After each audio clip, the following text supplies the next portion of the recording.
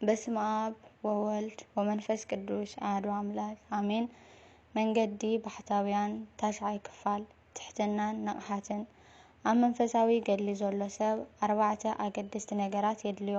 ትሕትና፣ ነቕሓት፣ ፈቃደኝነት፣ ክፉእ ንምቅዋም ድሉው ምዃን፣ ጸሎትን መንፈሳዊ ገድሊ ማለት ብረድኤት እግዚአብሔር ኩሉ ተጻብኦ ዲያብሎስ ምቅዋም እዩ። ናይ ክፉእ ሓሳባት ካብ ልቢ ክምንጭዋ እንከለዋ ገና ኣብ ንኡስ ሓይሊ እቲ ሓሳብ ከይሓየለ እንከሎ ኣብ ከውሒ ክነራጽሞን ይግባእ።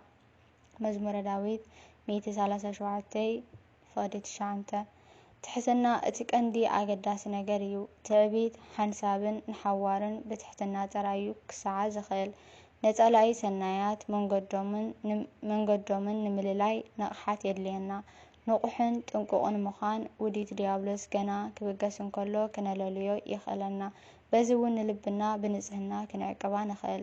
ክፉእ ሓሳብ እውን ናብ ልብና ኣይኣቱን። ውዲት ዲያብሎስ ምስ ኣለለኻዮ ሽዑ ዝኽፉእ ንምቅዋም ድልውነት የድሊ። ስለዚ ንኽፉእ ናይ ምጽራር ፈቃደኝነት የድሊ። እዚ ኩሉ ሃልየና እውን ብዘይ በኣይ ወልሓንቲ ነገር ክትገብሩ ኣይትኽእሉን ስለዝበለ ዮሃንስ 15:5 ናይዚ ኩሉ ገድሊ ኣብ ጸሎት እዩ ዝውሰን። ስለዚ ጸሎት እውን የድሊ። ብኣብነት ጌርና ክንርድኦ ንቑሕ ትኩር እንድሕር ኮይና መጻርርትና ዲያብሎስ ገና ክቐርበና እንከሎ ክነለልዮ ንኽእል። ነስተውዕል ስለዘለና ውዲት ጸላኢ ናብ ልብና ከይቀረበ እንከሎ ክንፈልጦ ኢና።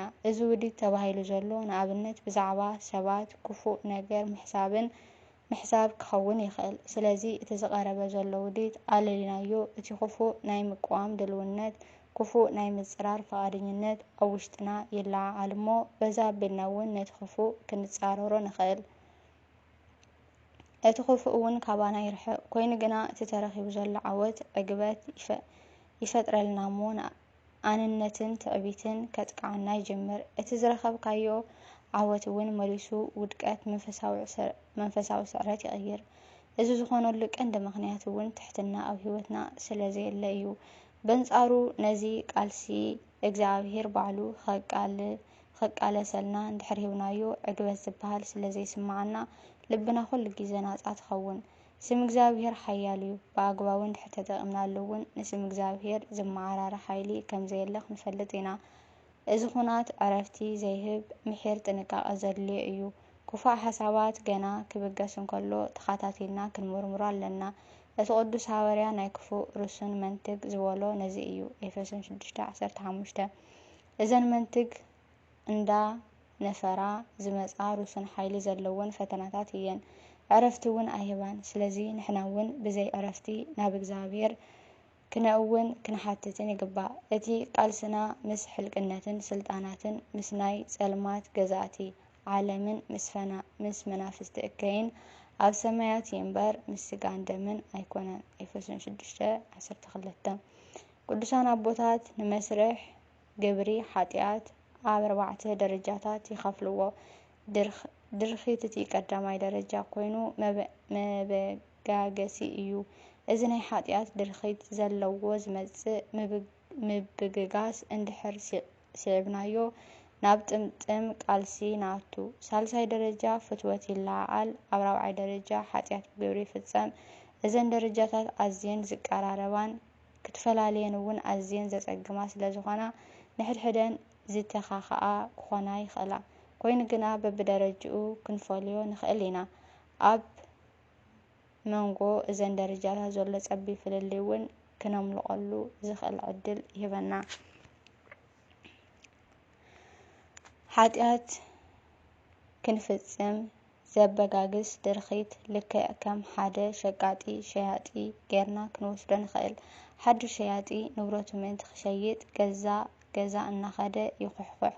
ኣፍ ደገ እንድሕር ከፊትናሉ ብዛዕባ ሒዝዎ ዘሎ ንብረት ምእንቲ ክንዕድግ ጎስጓስ ይጅምር። ክነቋርጾ እውን ይኸብዶ። ሓንሳብ ጎስጓስ ምስ ፈለመ ኣየቋርጽን።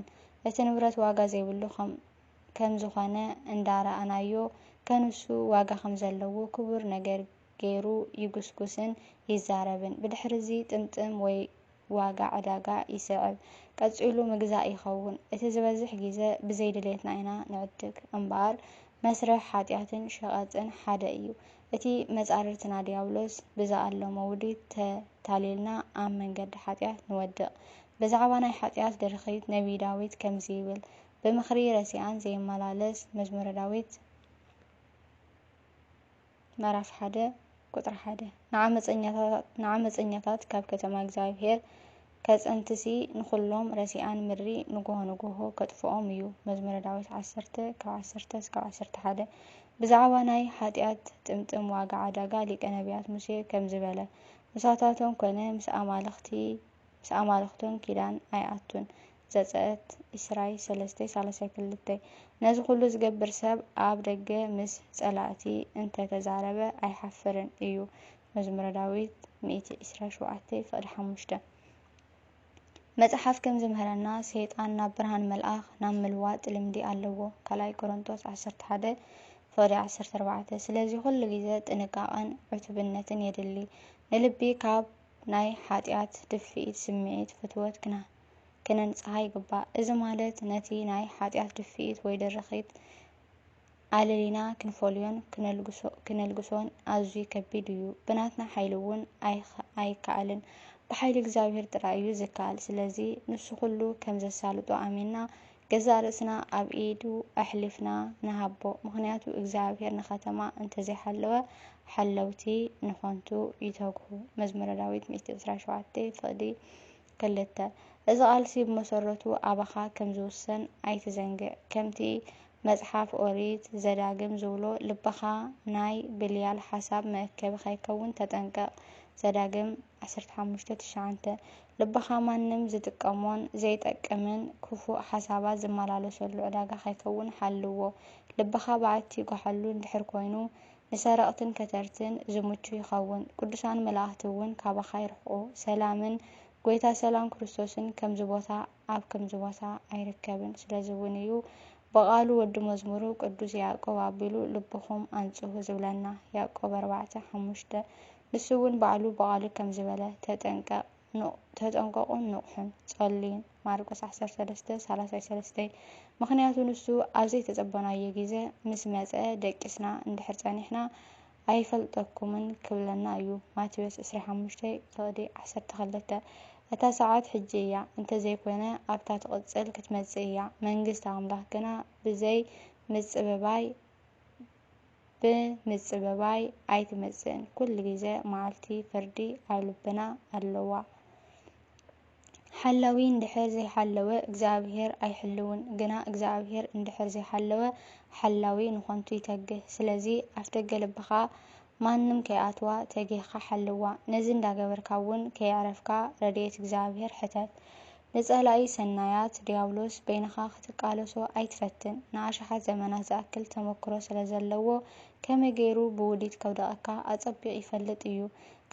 ከጥቅዐካ እንከሎ እውን ገዛእ ርእስኻ ክትከላኸል ኣብ ዘይትኽእለሉ ኩነት እዩ። ስለዚ በይንኻ ክትቃለስ ፈጺምካ ኣይትሕሰብ። ኩሉ ግዜ ናብ ላዕሊ ጠምት። ንሱ ጎይታ ባዕሉ ምእንታኻ ክዋገአልካ ለመኖ። ንሱ እውን መልኣኹ ሰዲዱ ከድሕነካ እዩ። ብቕድሚኻን ብድሕሪኻን ብጎንኻን ክሕልወካ እዩ። ፈተናታት እንድሕር በዚሕካ ሸለሊልካ ኣይትሕለፎ። ፈተነ መርምራ እንዳበልካ ገዛእ ርእስኻ ኣይትሰነፍ። ከምዚ እንድሕር ጌርካ ግዜኻ ብኾንቱ ትሐልፍ ኣለኻ። እዚ እውን ንሰይጣን ዓወት እዩ። ስለዚ ማዕበላት ውዲት ዲያብሎስ ክመጽኻ እንከሎ ብኣግኡ ናብ እግዚኣብሔር ኣመልክት። ኦ ጎይታ ንዓይኒ ሓጥእ መሓረኒ ኢልካ ጸሊ። ብኣግኡ እንድሕር ተቓሊስካዮ እቲ ፈተና ቀልጢፍካ ክትዕሮ ትኽእል። ኣብ ገዛእ ርእስኻ ኣይትመካሕ። ይኽእል እየ ክነብር እየ እንዳበልካ ኣብ ገዛእ ርእስኻ ጥራይ ኣይትወከል። ብሓይልኻ ብኽእለትካን ኣይትወከል። ዓብይ ይኹን ንኡስ ፈተነ ብውልቃዊ ሓይልኻ ክትቃለሶ ኣይትድለ። በንጻሩ ኣብ ናይ ገዛእ ርእስኻ ሓይልኻ ጥራሕ እንድሕር ተወኪልካ ከም እትወድቕ ዘክር። ከውደቐካ እዩ ኢልካ ገዛእ ርእስኻ ኣዘኻኽራ። ባህላዊ ተኣማንነት ኣዝዩ ሓደገኛ እዩ።